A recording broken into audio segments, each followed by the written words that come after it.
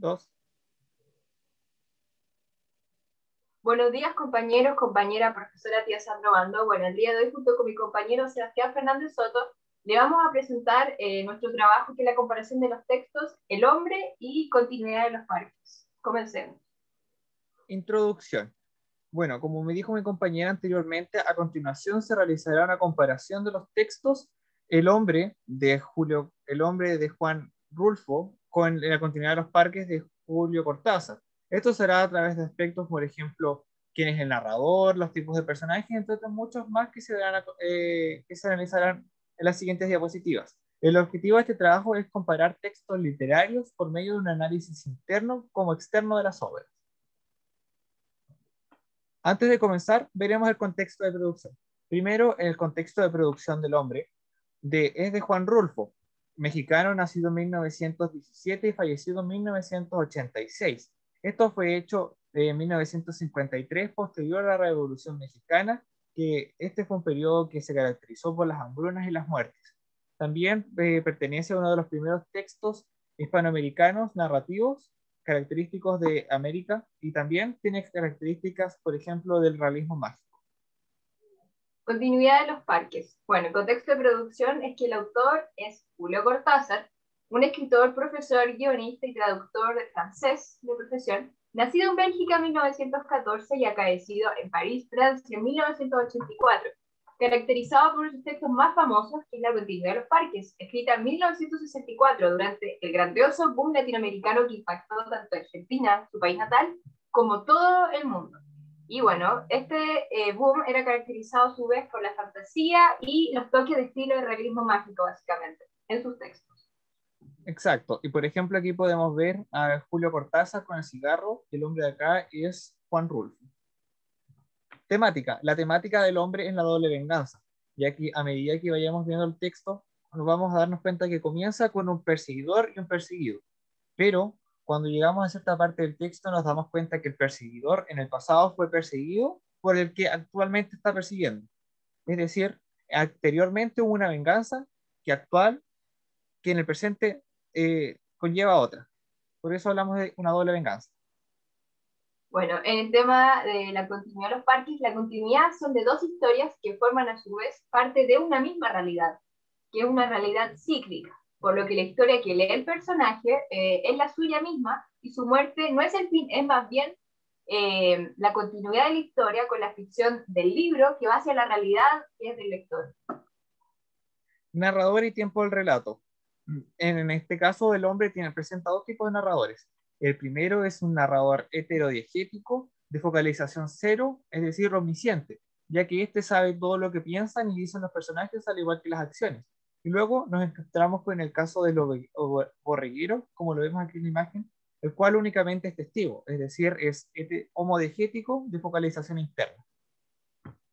Narrador en la continuidad de los parques comprende todos los acontecimientos y por tanto es de tipo homodiegético de focalización cero. O sea, es un narrador de tipo omnisciente, ya que sabe y siente todo lo que los agentes del personaje, las acciones y todo lo que viene en el futuro. El tiempo del relato en el caso del hombre es in media res, ya que la parte con la que comienza nos damos cuenta que no es más que el desarrollo del comienzo. Además termina con la finalización, que es la muerte del hombre que está siendo perseguido. Aquí nos encontramos con algunas anacronías, por ejemplo las de analepsis a través de los flashbacks, y aquí el hombre, el borreguero, nos transporta hacia el pasado al momento de contarnos su relato de cómo vivió al conocer al perseguido. Bueno, el tiempo del relato es de ad abo, que es el relato cronológico, y tiene ciertas anacronías. Tiene prolepsis, esto quiere decir que es un salto temporal hacia el futuro, y por tanto sabe lo que vendrá en un futuro venidero, y analepsis, que es un salto al pasado, o sea, sabe los hechos que ya ocurrieron anteriormente. Además, el mismo autor, el narrador que lee el libro, sabe los acontecimientos que se acercan, y claro, también cómo será asesinado por el hombre, que es el amante de su mujer. Personajes. Los personajes en El hombre de Juan Rulfo nos encontramos con el perseguidor y el perseguido. En este caso, el perseguidor es un hombre de familia, la cual ha sido asesinada a manos del hombre que está persiguiendo. Este también presenta características físicas como un bigote y es decidido. Personalmente, o sea, él psicológicamente es un hombre decidido que no está dispuesto a perder la oportunidad de acabar con la persona que le arruinó la vida. El perseguido es un hombre débil, de aquí huye un hombre que presenta unas características físicas que es desnutrida y además insegura, ya que no está dispuesto a regresar a su pasado. Como personaje secundario nos encontramos con el borreguero, que es solamente testigo.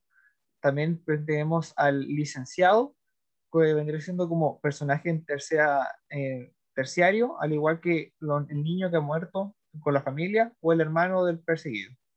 En esto se podría decir de que las técnicas literarias que se presentan es el soliloquio, que es la que se menciona a través de los personajes que vendría siendo el perseguidor y el perseguido. En continuidad de los parques, los personajes, tenemos personaje principal, que es el protagonista de la historia. Es el hombre que lee dentro de su sillón de terciopelo verde frente al Parque Los Robles y que se deja de migajar por cada línea del texto. O sea, estaba tan metido que no veía lo que ocurría a su alrededor. Por otro lado, tenemos un personaje secundario, que vendría siendo el amante de la mujer y la mujer, esposa del hombre. La esposa tenía muy malas intenciones, de que aparte de engañar al hombre, había ideado un plan junto con su amante de matar al hombre, porque como que le estorbaba a su alrededor. Y por otro lado, el hombre, como la amaba a ella, iba a cumplir con él. Y por último tenemos los personajes terciarios, que vendrían siendo dos, el mayordomo y el apoderado, que si bien aparecen en una parte del texto al inicio, esto no ejerce ningún tipo de acción en la obra. Intertextualidad y similitudes. La intertextualidad entre el hombre y la continuidad de los parques está marcada por la relación que tiene el tema principal con el tiempo, el cual presenta, para ser desarrollado, tiene que ser analizado, tomado en cuenta y planificado, por lo que es muy importante, ya que si es que el tiempo de que hubiese transcurrido desde la persecución del hombre que está siendo perseguido por su persecutor hubiese sido corta y no tan larga como fue, el perseguidor no hubiese tardado tanto y esperado a que llegara el momento para asesinarlo. Lo mismo ocurre en la continuidad de los parques, ya que estaba todo planificado y se sabía a qué hora tenían que ladrar a los perros o a qué hora debería estar el mayordomo para llegar a la habitación del hombre que debería fallecer esa noche, que es el esposo de la mujer del amante.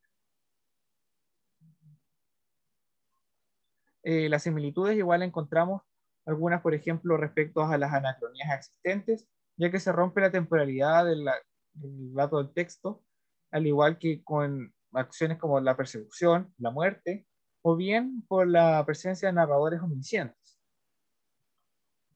Bueno, la relación que contiene con la actualidad. Claramente se pueden destacar la temática de ambos textos ya leídos, junto con la realidad que nos acontece el día de hoy, que es el contexto de pandemia, de coronavirus. Bueno, la relación se puede basar bajo tres acontecimientos. Número uno es la espera, que con mucha cautela debemos tener. La paciencia y la planificación para terminar con el enemigo común que causa los males y con su presencia impide que se puedan realizar los acontecimientos de forma normal.